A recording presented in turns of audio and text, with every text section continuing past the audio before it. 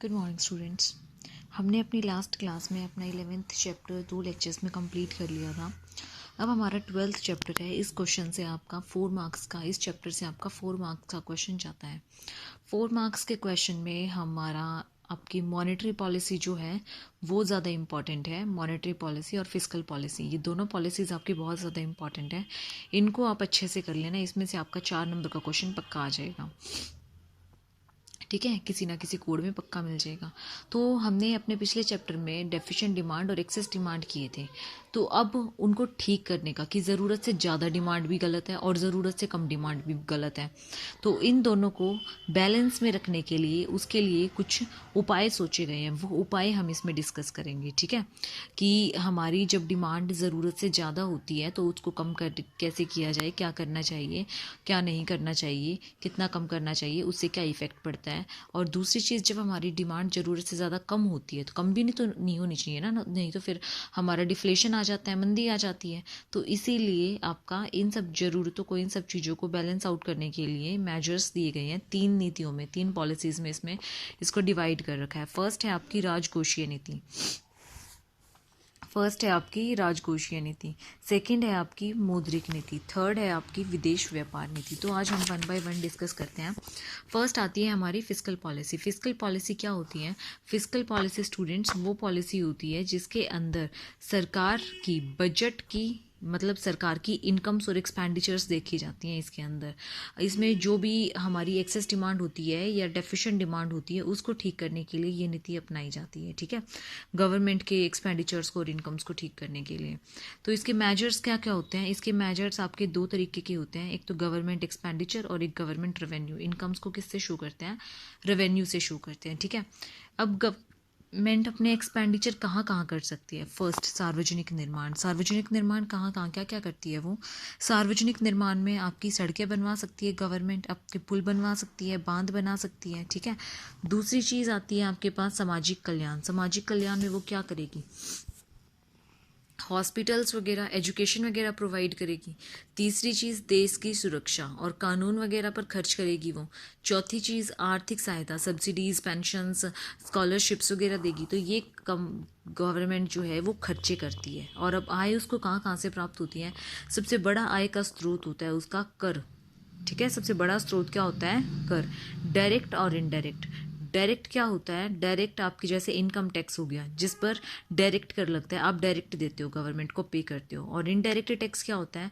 जो indirectly government के पास जाता है, लाइक सेल्स टैक्स, जीएसटी वगैरह। ठीक है, दूसरी चीज़ आती है पब्लिक डेट, सार्वजनिक ऋण। सार्वजनिक ऋण क्या होता है? जो सरकार जनता से ऋण के रूप में जो रकम एकत्रित करती है वो हमारी होती है पब्लिक डेट। तीसरी होती है डेफिसिट फाइनेंसिंग, घाटे की व्यवस्था। घाटे की व्यवस्था क्या होती है? जब घाटा आ जाता है तो उसकी व्यवस्था गवर्नमेंट जो है करके रखती है। तो उसमें वो क्या करती है? गुना पूरा करने के लिए, घाटे को पूरा करने के लिए करेंसी जारी करती है। तो वो मुद्रा की पूर्ति बढ़ाती है। उस केस में भी उसको बहुत ज़्यादा हेल्पफुल मिलती है। ठीक है, हेल्प मिलती है। तो अब ये थे हमारे मेजर्स कि कैसे कैसे उसको मेजर किया जा सकता है। अब हमारी फिस्कल पॉलिसी डेफिशिएंट डिमांड में कैसी होती है, डिफ्लेशनरी गैप में क्या होता है, किस वजह से होता है, किस वजह से नहीं होता है, वो हमें डिस्कस करना है। तो फिस्कल पॉलिसी कैसे इसमें वो करती है? Decrease in taxes. जब हमारे टैक्सेस कम हो जाते हैं, टैक्सेस कम होंगे तो सरकार की इनकम कम होगी, और इनकम कम होगी तो क्या होगा? खर्चे ज़्यादा होंगे, खर्चे ज़्यादा हो जाएंगे, इनकम कम होगी तो क्या होगा? समग्र मांग बढ़ेगी, लेकिन क्या हो जाएगा? उससे आपकी मांग को ठीक किया जा सकता है। ठीक है, उसको प्रोत्साहन मिलेगा। दूसरी, इंक्रीज इन पब्लिक एक्सपेंडिचर्स। अगर सार्वजनिक व्यय में वृद्धि होती है, केंज के अनुसार न्यून मांग को ठीक करने का सबसे महत्वपूर्ण उपाय क्या है? कि सार्वजनिक व्यय में, सार्वजनिक खर्चों में वृद्धि करना। ठीक है, अगर उसकी आय से अधिक व्यय बढ़ जाते हैं तो उसको क्या करना पड़ेगा? बजट घाटे को अपनाना पड़ेगा। तो वो अपनाना भी उसका उचित होगा। क्यों होगा? क्योंकि वहां से उसकी क्या होगी? इनकम होगी। ठीक है, तीसरी चीज़ आती है इंक्रीज इन डेफिसिट फाइनेंसिंग, घाटे की वित्त व्यवस्था में वृद्धि। घाटे की वित्त व्यवस्था में वृद्धि करने से उसके जो खर्चे हैं, उसके खर्चे करने के लिए उसकी जो आय है वो उसे क्या करनी पड़ेगी? बढ़ानी पड़ेगी। और उससे उसकी बढ़ानी पड़ेगी तो उसकी जो परचेजिंग पावर है वो बढ़ेगी, जिससे डिमांड में वृद्धि होगी। डिक्रीज इन पब्लिक डेट और बोरोइंग्स, सरकार द्वारा सरकारी जो ऋणों में है उसमें कमी की जानी चाहिए, क्योंकि इससे लोगों के पास क्या हो जाएगी, उसकी परचेजिंग पावर जो है वो ज़्यादा हो जाएगी। तो ये थी हमारी डेफिशिएंट डिमांड की। अब एक्सेस डिमांड की क्या होगी, टैक्सेस को इंक्रीज़ कर देंगे तो जो ज़्यादा डिमांड हो रही होगी वो अपने आप ही नीचे हो जाएगी। गवर्नमेंट एक्सपेंडिचर्स को कम कर देंगे, गवर्नमेंट एक्सपेंडिचर्स जो कम होंगे तो उसकी वजह से क्या होगा, खर्चे कम होंगे, तो इसकी सरकार को नियंत्रण करने के लिए सरकार को अपनी मदों के खर्चों में कम करनी पड़ेगी, और कमी करेगी तो इससे क्या होगी, फिर उनकी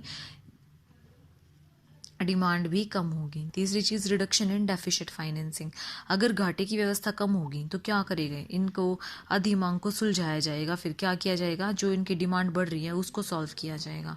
बोरोइंग्स कम हो, लोगों की अगर परचेजिंग पावर कम हो जाएगी तो इसका मतलब वो अपनी डिमांड जो है वो अपने आप ही बैलेंस में आ जाएगी।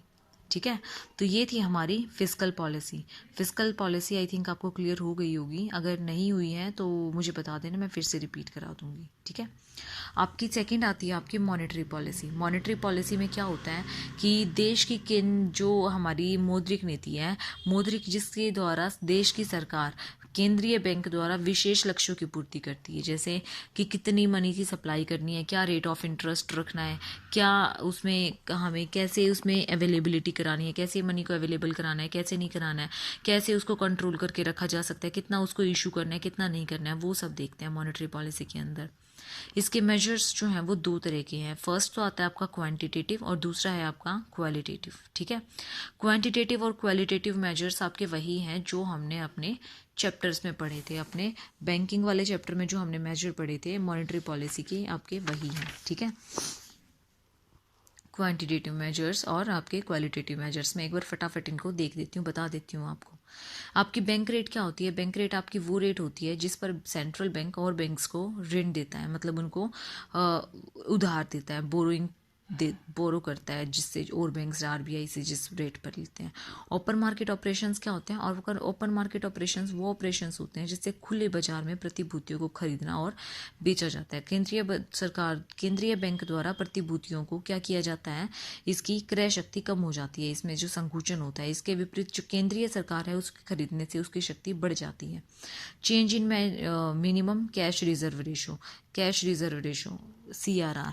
ठीक है, इसमें क्या होता है, कैश रिजर्व रेशो में क्या होता है, न्यूनतम जो हमारे पास जितनी भी राशि होती है ना उसमें से कुछ राशि अपने पास रख के बाकी का सारा बैंक की जमा राशि उस न्यूनतम राशि से है जो केंद्रीय बैंक के पास हमें जमा रखनी पड़ती है, कि अगर हमें कुछ भी हो तो हमें वहाँ से काम हो सके हमारा। ठीक है, हम उस पैसे को इन्वेस्ट नहीं करते, वो हम केंद्रीय बैंक के पास जमा रखते हैं। Change in liquidity ratio, SLR और CRR पढ़ा था ना, ये कैश रिजर्व रेशो CRR है और SLR क्या है आपकी चेंज इन लिक्विडिटी रेशो। हमारे पास इतनी लिक्विडिटी रेशो होनी चाहिए, मतलब इतनी परिसंपत्तियां होनी चाहिए तरल जो इजीली कैश में कन्वर्ट हो सके। दूसरी है हमारी क्वालिटेटिव में फर्स्ट आता है आपका मार्जिन रिक्वायरमेंट में क्या होता है, अगर आपका 100 करोड़ का लोन है तो 100 में से अगर आपको 80 कर्ज देते हैं, बैंक 80 कर्ज देता है, तो जो 20 है वो क्या होगा, आपका मार्जिन मनी होगा। सेकंड आता है राशनिंग ऑफ द क्रेडिट से क्या होता है, राशनिंग ऑफ द क्रेडिट से आपकी जो सट्टे के लिए की जाने वाली जो साख है उसकी मात्रा का नियंत्रण होता है, मतलब उस पर कंट्रोल करते हैं, अधिक कर्जे इससे नहीं दे सकते।